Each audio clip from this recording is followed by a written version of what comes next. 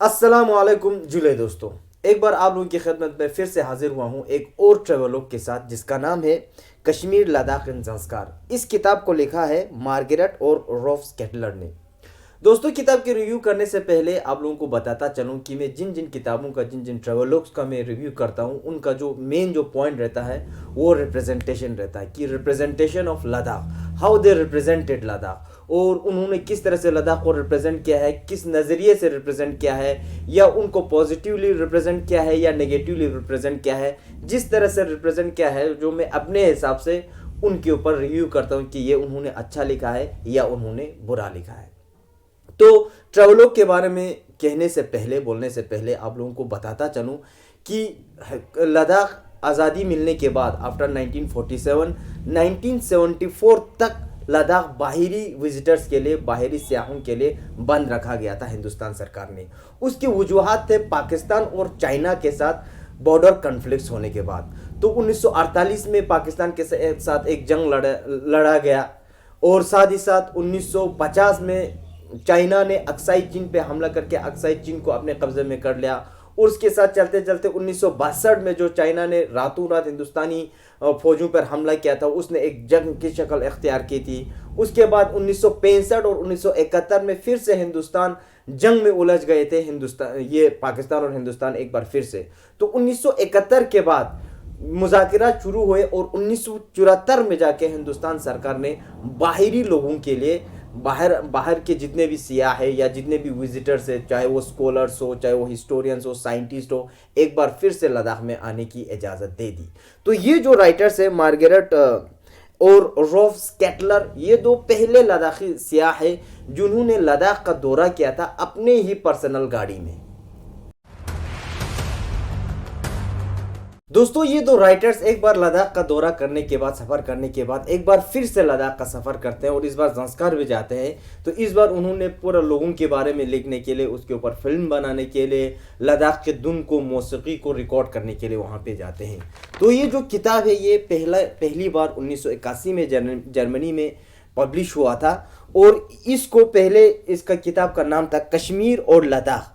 बाद में बहुत सारी चीज़ों को ऐड किया गया, ज़ंस्कार के वाले पोर्शन को भी ऐड किया गया, तो इसका नाम दोबारा रखा गया कश्मीर लद्दाख एंड ज़ंस्कार। और जिसका मैं अभी रिव्यू कर रहा हूँ ये एडिशन पब्लिश हुआ है 1989 में, यानी कि 1989 में।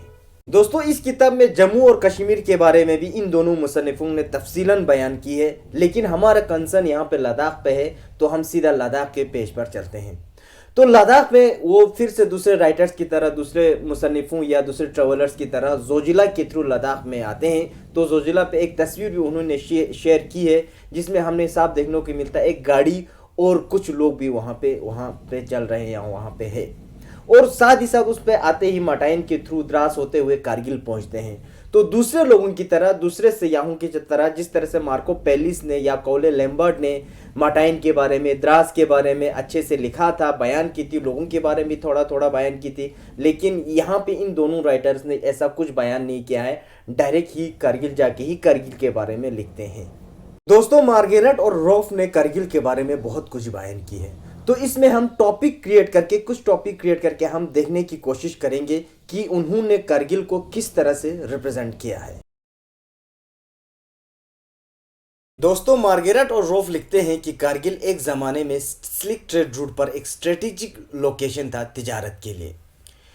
इस लोकेशन पर रशिया से, मगरबी ममालिक से और चाइना से ताजिर आकर एक दूसरे का सामान का तबादला करते थे। लेकिन पिछले 30-40 सालों से इस लोकेशन का, इस जगह की अहमियत ख़त्म हो गई पॉलिटिकल रीजंस और सोशोलॉजिकल रीजन से। अब ये जगह एक ऐसी जगह है जहाँ पर ट्रेवलर्स या सियाह आके रुकते हैं, आराम करते हैं और चले जाते हैं। कारगिल में लोग पुर्गी बोलते हैं और अपने बच्चों को अरबी के हुरूफ भी पढ़ाते हैं ताकि वो लोग कुरान शरीफ पढ़ सकें।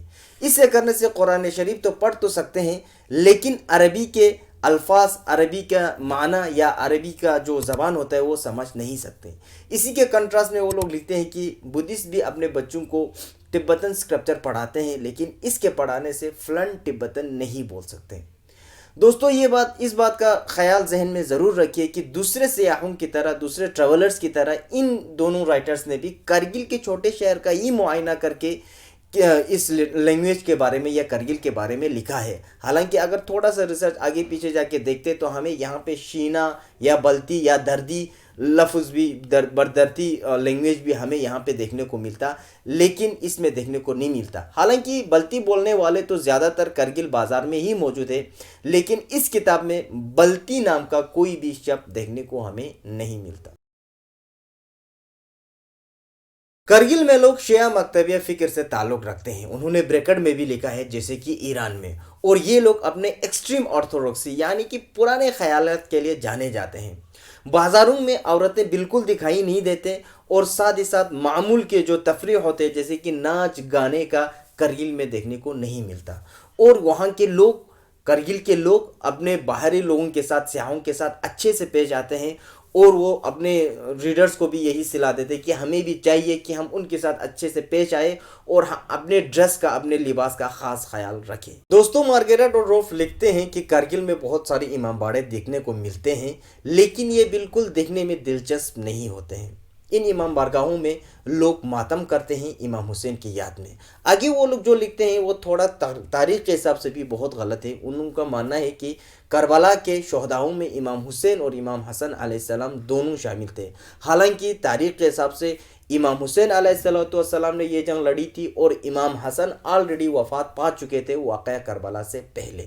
دوستو ان دونوں مصنفوں کا یہ بھی ماننا ہے کہ یہ جو امام بارگاہیں تعمیر ہوتے ہیں یہ آغاؤں یعنی کہ سیدوں کے نگرانی میں یہ تعمیر ہوتے ہیں، اور یہ سیدیں ایران اور عراق جا کر اسلامی تعلیم حاصل کر کے واپس اپنے گاؤں لوٹ کے آتے ہیں، اور سماج کے سارے امور پر ان کا حق ہوتے ہیں۔ یہ لوگ یہاں تک لکھتے ہیں کہ یہ لوگ کسی کے جان تک بھی لے سکتے ہیں۔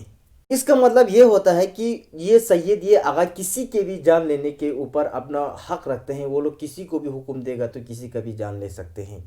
دوستو یہ بات تو سچ ہے کہ کرگل کے لوگ آغاؤں یا سیدوں کا بہت احترام کرتے ہیں، لیکن اس کا مطلب یہ بالکل بھی نہیں کہ سماج کے ہر امور پر ان کا حق ہو۔ وہ لوگ بھی، سید لوگ بھی اپنے اپنے حدود کو جانتے ہیں، اور اس کے حساب سے کچھ فتاویٰ کے مطابق، وہ بھی شرعی فتاویٰ کے مطابق وہ لوگ کچھ جگہوں پر اپنا فیصلہ ضرور سناتے ہیں، لیکن اس کا مطلب یہ بالکل نہیں کہ کسی کے جان کو لے کر وہ لوگ فیصلہ سناتے ہوں۔ تو اسلام میں بھی یہی ہے کہ جان لینے کا حق تو صرف خدا کی ذات کو ہے، اور سیدوں کے پاس یہ تو بالکل بھی نہیں ہے۔ اور ہم کرگل کی تاریخ کو بھی دیکھیں گے تو تاریخ میں بالکل بھی کسی بھی جگہ پہ ہمیں ایسا دیکھنے کو نہیں ملتا کہ کسی سید نے اپنے حکم کے مطابق اپنا حکم دے کر کسی کا جان لے لیا ہو۔ یہ جو فرنگی باہر کے لوگ آ کے، رائٹرز آ کے ایک دوسرے کو ایسے جانچ کے، یا اپنا جو پری کنسیوڈ نوشنز ہوتے ہیں اسلام کو لے کر، اسلامک آئیڈیولوجیز کو لے کر، یا خصوصاً شیعہ مکتبیہ فکر کے حساب سے ان کا جو آئیڈیولوجی ہوتے ہیں، ان کا جو نوشنز ہوتا ہے، وہ ان کو دیکھ کے سرسری نظر دوڑا کے ہی وہ لوگ لکھ کے دیتے ہیں۔ جیسے کہ انہوں نے پہلے بھی کہا کہ امام باڑہ بالکل دیکھنے میں دلچسپ نہیں ہوتے ہیں، لوگ بہت ہی آرتھوڈوکس ہوتے ہیں، اس طرح سے آغاؤں کا رول چلتا ہے، رواج چلتا ہے۔ اس طرح سے جو کرگل کو ریپریزنٹیشن ملا ہے پچھلے سالوں میں، یا ابھی کہیں نہ کہیں ابھی بھی 2014 تک میں بتا سکتا ہوں کہ ایسے ٹریولوگس بھی ہے جس میں کرگل کا اس طرح سے نیگیٹیولی پروٹیکٹ کیا گیا ہے۔ دوستو ابھی ان دونوں مصنفوں نے بہت کچھ لکھا ہے، ابھی کرگل کے بارے میں بہت کچھ لکھا ہے، اس سے آگے لے کے بارے میں بھی بہت کچھ لکھا ہے، زنسکار کے بارے میں بہت کچھ لکھا ہے۔ ہم تفصیل سے آگے آنے والے اوقات میں آپ لوگوں کو تفصیل سے بتا دیں گے۔ اگر آپ لوگوں کو یہ ویڈیو پسند آیا، آگے اور دیکھنا چاہتے ہیں، اس تسلسل کو جاری رکھنا چاہتے ہیں، تو ویڈیو پہ لائک، شیئر اور کمنٹ ضرور کیجیے گا، اور چینل کو ضرور سبسکرائب کرتے ہوئے جانا۔ تو آج ملتے ہیں آپ لوگوں سے آگے آنے والے ویڈیوز میں، تو اسی ہی نوٹ پر میں آپ لوگوں سے الوداع لیتا ہوں۔ اپنا خیال رکھیے گا، خدا حافظ۔